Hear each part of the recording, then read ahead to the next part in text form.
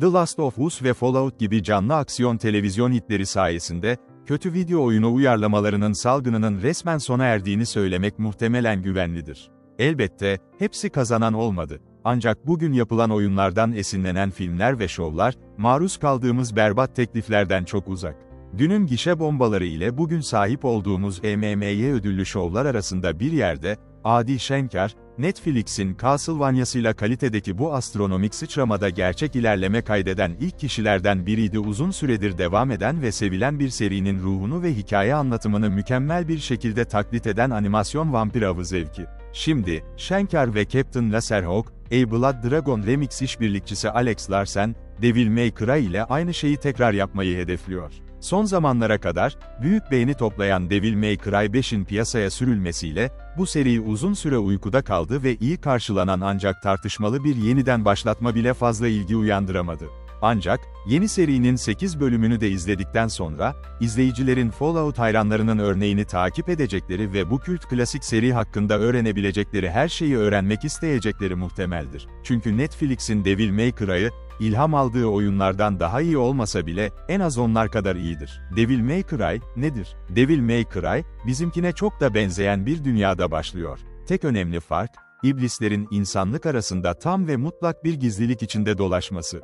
Amerika Birleşik Devletleri'nin çoğunluğu bu gerçeğin tamamen farkında olmasa da, bu durum küçük bir iblis avcısı grubunun en yüksek teklifi veren için serbest puanlar almasını engellemedi.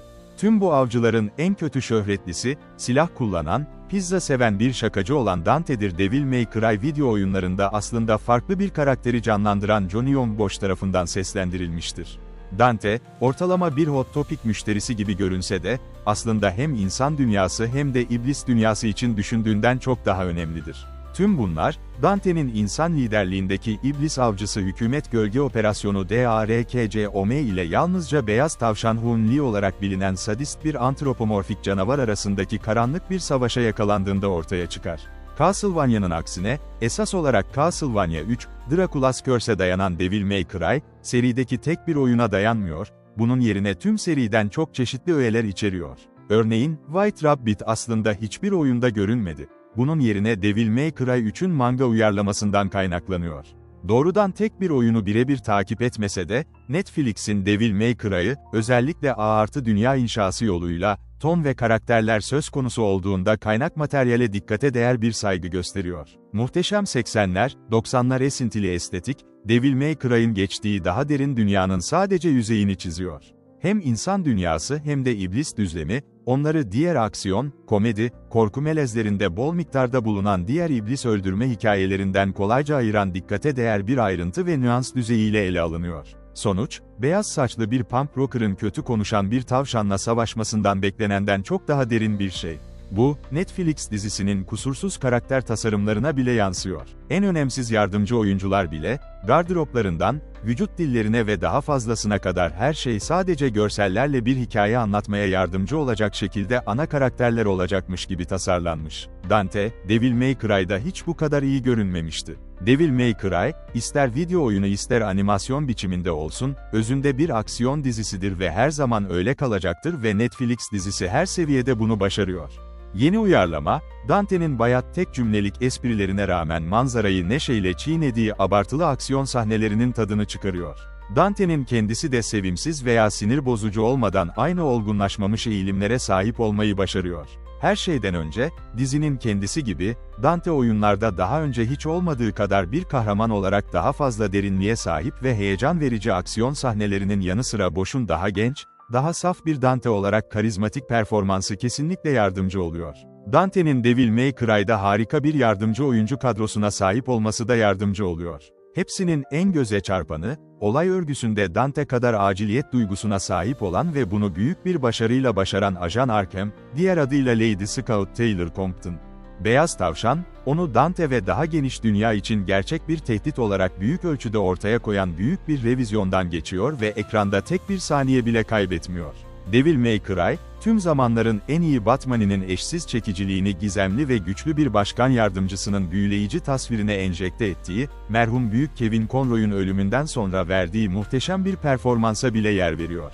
Devil May Cry'ın hikayesinde tökezlediği tek yer Dante'nin tarihindeki önemli bir karaktere yapılan göndermelerdir. Oyunların hayranları muhtemelen bu karakterin kim olduğunu zaten biliyordur ve pazarlamada kendisine atıfta bulunulmuştur, ancak karakterin bu açılış sezonundaki rolünün oldukça minimal olması göz önüne alındığında, bu bir hata olabilir. Bu karakter, sık sık gündeme getirilmek yerine tamamen sürpriz olarak tutularak büyük fayda sağlayabilirdi. Sadece kabul edilebilir bir şekilde tahmin edilebilir bir dönüşle sonuçlanmak için. Devil May Cry, anlamsızca saldırıp biçmekten çok daha fazlasıdır. Muhteşem animasyonları ve harika oyuna sadık müzikleriyle Devil May Cry, görsel hikaye anlatımı söz konusu olduğunda yükseliyor.